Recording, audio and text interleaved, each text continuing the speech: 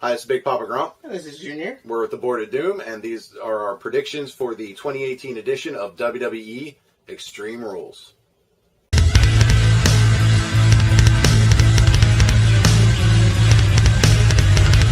To start the show off in typical WWE fashion, because if you are NXT or a cruiserweight, you get either a pre-show match or nothing. Austin Aries. Ty Dillinger. Sanity. In a 6-man tag team tables match between Sanity and New Day. I'm predicting Sanity to win because I cover NXT, sort of. And I have to. I'm leaning Sanity because they need the win, and if you want to build them up as any kind of credible stable. And the New Day, with their pedigree and everything else, they can absorb the loss. Not too many of them, otherwise then they're going to have issues with booking and whatnot. But for now, they can absorb the loss. And plus, I want to see Sanity win. I was a fan of Sanity, well, still am, but I was a fan of Sanity on NXT. And still a little upset they didn't bring up Nikki Cross. I understand why, and there's rumors she may be coming, so we'll see. It's just Sanity.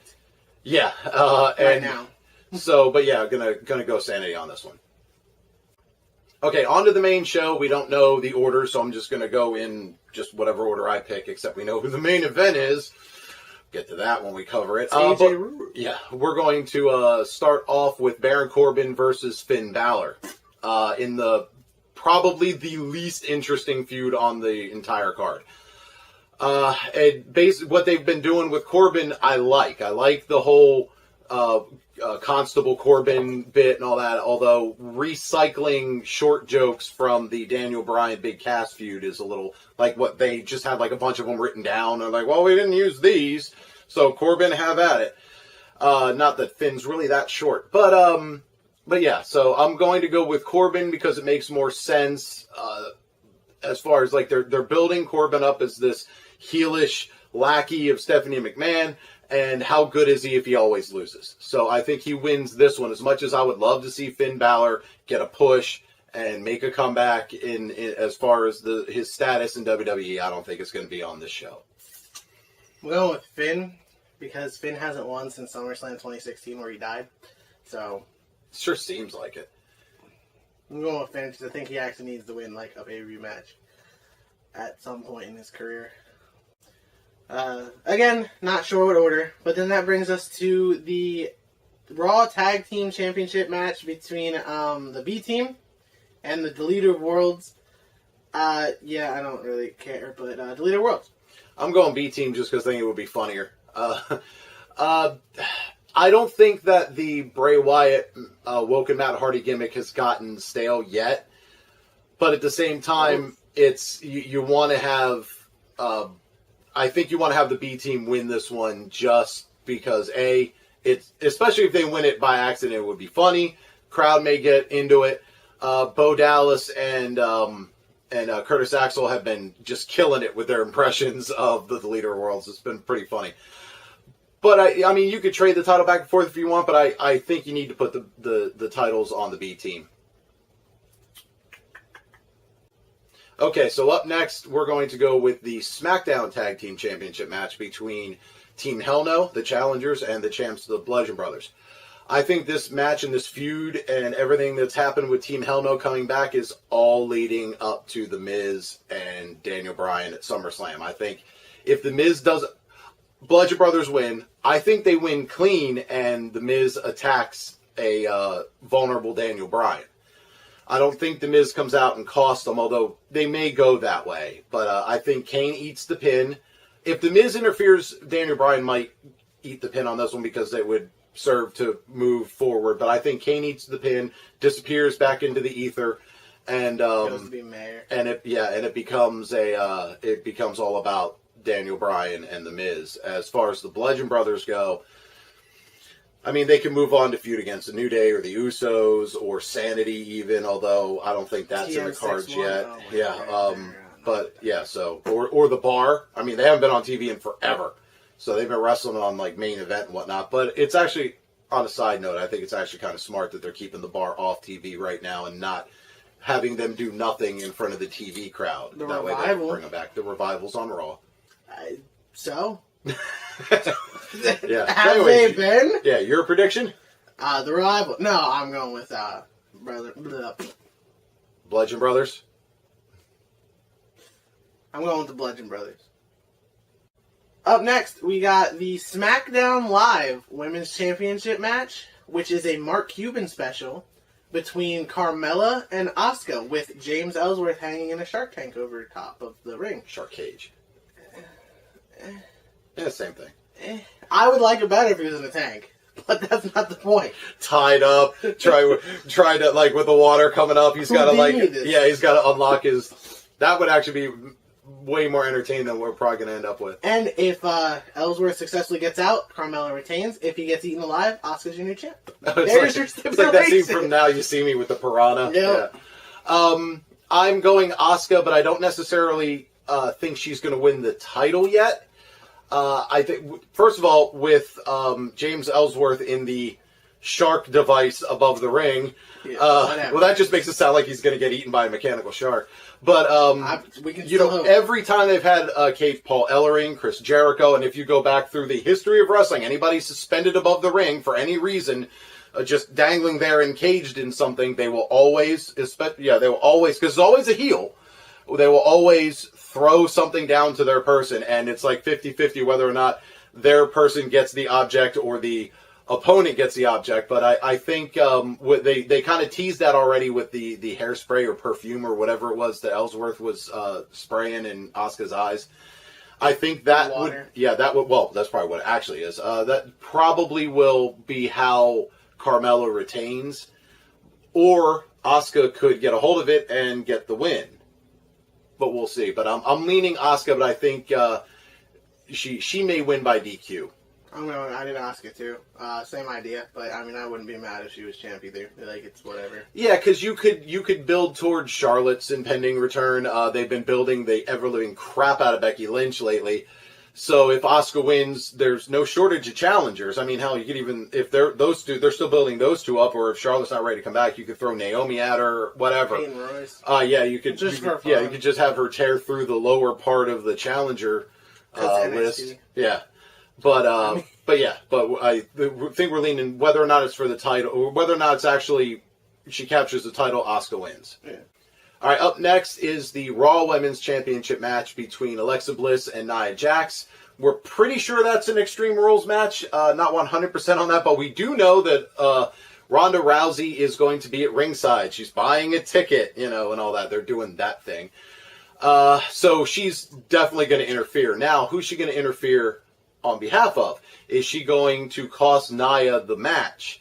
Or is she going to ensure that Nia wins? Thus, when they wrestle, I guess, at SummerSlam, it would be she gets Nia Jax for the title. I'm thinking she costs Nia the title, finishes up her feud, and moves on to Alexa Bliss at SummerSlam. I think they'll finish up the feud on Raw or whatever. Or at least this part of it. I say Bliss wins as well. I think, I don't care what Ronda. Probably off of like a distraction or something. If it's an Extreme Rules match, who knows? Like Ronda could just, like, the bell rings and she goes in and just does whatever. That'd be awful. It would be, but I'm just saying it could happen. So she pulls out, speaks softly and carry a big stick. Yeah, I think as much speak softly and carry a big stick. Oh, yeah. I thought it was like walk softly. The thing with the Ronda and Nia, that was a pretty good match when they did it before, but I don't think you're going to have her take the belt off of Nia. I think she takes the belt off of Alexa at whatever point, and then Nia challenges, and so then you've got Ronda on her heels a little bit, and maybe she could escape with a win. We just needed Alexa to beat Ric Flair's record by, like, the end of the year. Well, at this rate. Although, here's another thing. I don't think you take the belt off of Bliss yet because she just cashed in. Oh, yeah. No. And she's still kind of you want the whoever cashes in to kind of ride that wave unless it's part, depending on who it is with the cash in. But Alexa Bliss is obviously a credible champion, so you're going to want her to ride that wave a little bit. So I think Alexa retains. Up next, and probably the worst Extreme Rules pay-per-view ever, a non-stipulation match for the U.S. title between Shinsuke Nakamura and Jeff Hardy. Shinsuke, because, I mean, if he doesn't win, he's just put him in, like, main event. Yeah, as much as we kind of complained that they've misused Shinsuke, I think WWE backstage knows what they have with Shinsuke, and especially with his heel turn, has been actually really good, character-wise. Other than that, they had him lose to AJ, or just not beat AJ like 6 straight times. So, it was like 18 pay-per-views. Yeah, it was ridiculous, but they had enough confidence in him at one point to have him win the Rumble. So I don't think they've given up on him, but I think they're going to try to rebuild him, and I think it starts with him winning the U.S. title. And plus, him with the U.S. title, I think actually would be pretty funny, especially when like challenger after challenger comes up and he's doing his heel stuff. He's got to stop that thing, stop that. But yeah, that's his new finishing move. Yeah. All right, for the Intercontinental Championship in a 30-minute Iron Man match between Dolph Ziggler, the champ, and Seth Rollins, the challenger. And I guess the special stipulation is that Drew McIntyre's allowed at ringside. Whatever. So I'm going Seth, and here's why. I think that Dolph was always just a transitional champ, and they're trying to, well, maybe not always, but they're trying to get to McIntyre versus Seth for the title. Look at his heavyweight championship runs. He was always a transitional champion. Yeah, right, but ever. I think giving him a push was probably part of him coming back. Understood. And I don't think Dolph's going anywhere, because you may even have where Seth wins because of something that Drew did that kind of distracted Dolph or cost him the match. Or they feud a little bit, and coming out of it, Drew goes after Seth. McIntyre could just punch Seth like 30 times and give him 30 Right, points. well, that was something else that, he could just, they're tied very late. I think it was, they're in the Wrestle Ramble. They were talking about it on Wrestle Talk. That there's always the possibility that the two are tied very late, and Drew just clocks Dolph, and he wins. Because The Rock lost the championship to Triple H when the Undertaker came back and interfered. Yeah. That was when he debuted the biker thing. Yeah. But it was a DQ because he hit Triple H first.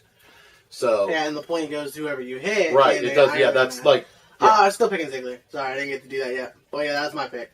I don't care who Drew punches, but he's gonna punch one of them, or Claymore one of them, whatever. That's punch, kick. It's all in the mind.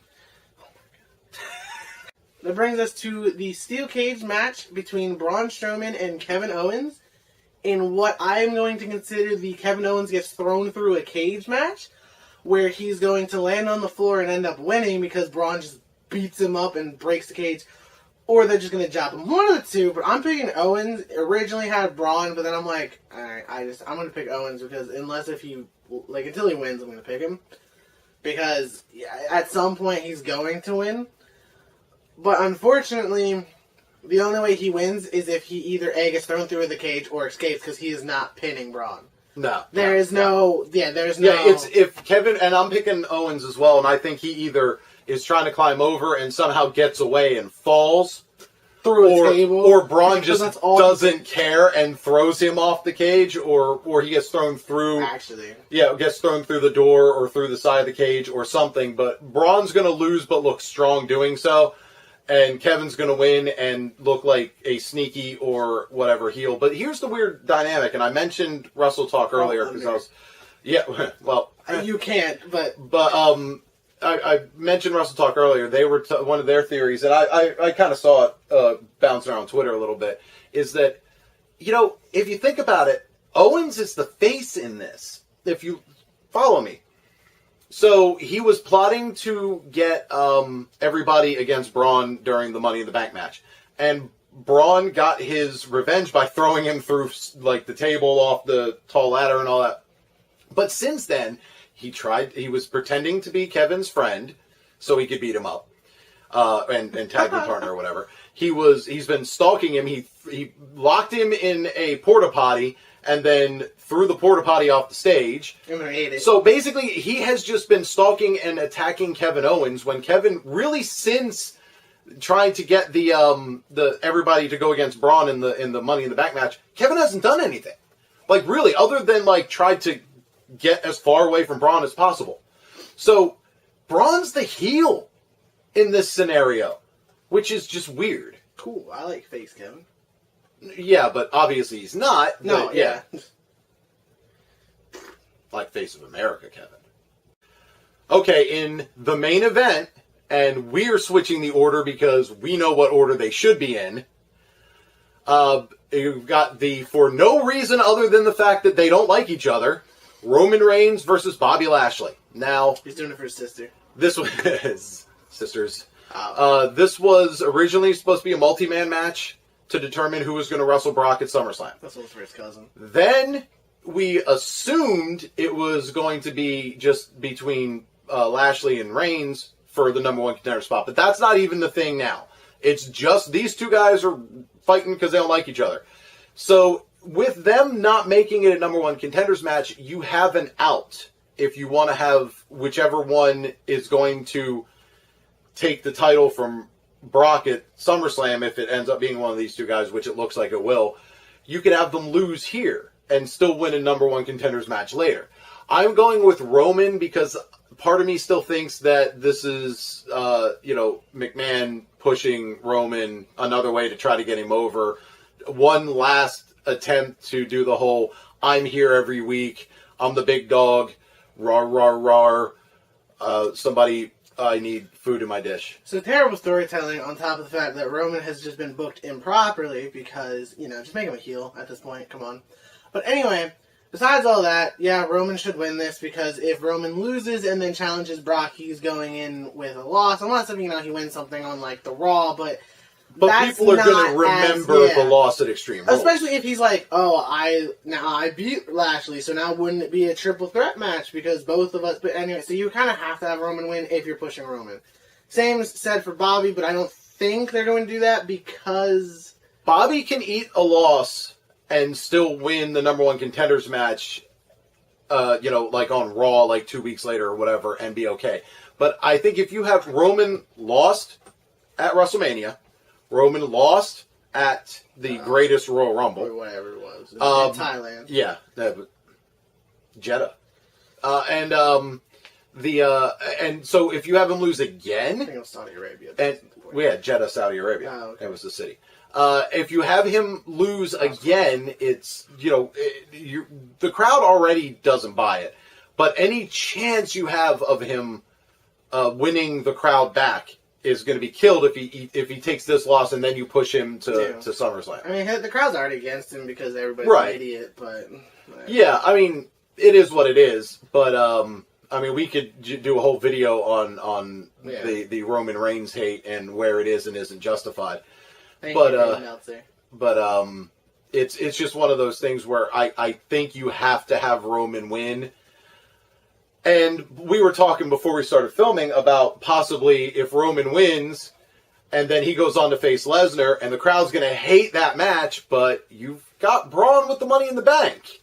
So you can still save the main event at SummerSlam if the crowd completely tries to hijack it, which they probably will because they have any other time those two have wrestled. So, at least recently. So you could have them, just booing and booing and booing, and then all of a sudden Braun's music hits, whether it's after Lesnar retains and is walking to UFC with the Universal title, and then Braun meets him on the ramp, or Braun comes down and pulls a Seth and makes it a triple threat, or just does it immediately after the match, whatever. Which, if he does that, messes all of our predictions up, and he can go cry in the backstage if he does that. Because... we lost points because of Seth. I ain't trying that again. Oh, God. This brings us to the unofficial main event, which is AJ Styles versus Rusev for the WWE Championship. Again, no stipulation. Yeah, just they're fighting each other. But at least this is for something. Unlike 95% of this pay-per-view, which is just bragging rights. Because why not? But, we're going with AJ. Honestly, there's really no argument to make for that. Unless if you have Rusev win so you continue the feud. But in order to do the whole Aiden English split-off thing, you kind of have to have Rusev lose. Only kind of because of Aiden and then he can be like, wham, wham, wham, Paige, give me another shot without Aiden at my side. All that could be done, but all in all, it's going to be a good match, regardless of if Aiden English, like, ball taps Rusev, throws his shoe at AJ, makes AJ's ears bleed. I don't know what he's going to do, but he's going to do something, because... Uses a thum. Yeah, right, like, but all that being said, AJ's going to walk out with the championship, and about 85% sure they're going to continue at SummerSlam.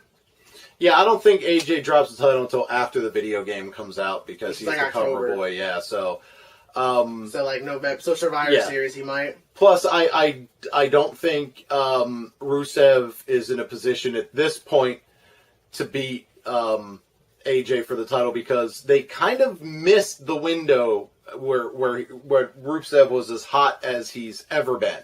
Like Rusev Day was real hot, like Early. Yeah, because going back, they had to make they made the calendars for this year and stuff, so it goes back to towards the end of last year and all that. But yeah, I think the window kind of closed at the moment. You need to, if you have Rusev put in a really good match, because Rusev versus AJ should be an excellent match. Oh yeah. And if he loses but still looks terrific in that match, you can bring him back. Just don't let him put him in the Acolyte like 10 times, because that's usually what happens. Like. Oh, Accolade. Yeah. Whatever. Acolytes. It's a gun from Mass Effect 3. Listen. It's also was the original name of the tag team, the Ron Simmons and Bradshaw. Oh, yeah. Before they became the APA, But, because APA anyway, stands for Acolyte Protection Agency. Whatever. Iron Sheik's finishing move. He can't... The camel clutch. Yeah, he can't put him in it like 10 times. Like, AJ can't get out of that more than like twice. Because then it's just... Because of what they've built. I think AJ only gets out of it once. Yeah, right. Like you can't really, because normally if Rusev puts it the second time, he usually wins. Now they have a habit with championship matches and being able to kick out of like 10 F5s, but that's like. Yeah, but in summary, AJ wins. Yeah, but you have to do it where Rusev doesn't use his entire moveset like 12 times. Yeah. Because he has more than 6 You moves. can have him kick out of a Machka kick, but you got to have AJ just escaping the Accolade. He can't just overpower him. Right. Like, if he overpowers him, then yeah, bye Rusev. Like, don't even bother pushing him again. All right, so those were our picks. As usual, I'm going to have the rest of the board's picks at the end of the video. But yeah, that's pretty much it. Just a reminder, Big Shez is in the lead, plus he has the Money in the Bank free 2 points. So, yeah, I've been Big Papa Grump. I've been Junior. And catch you next time. Top presenter out. World Star.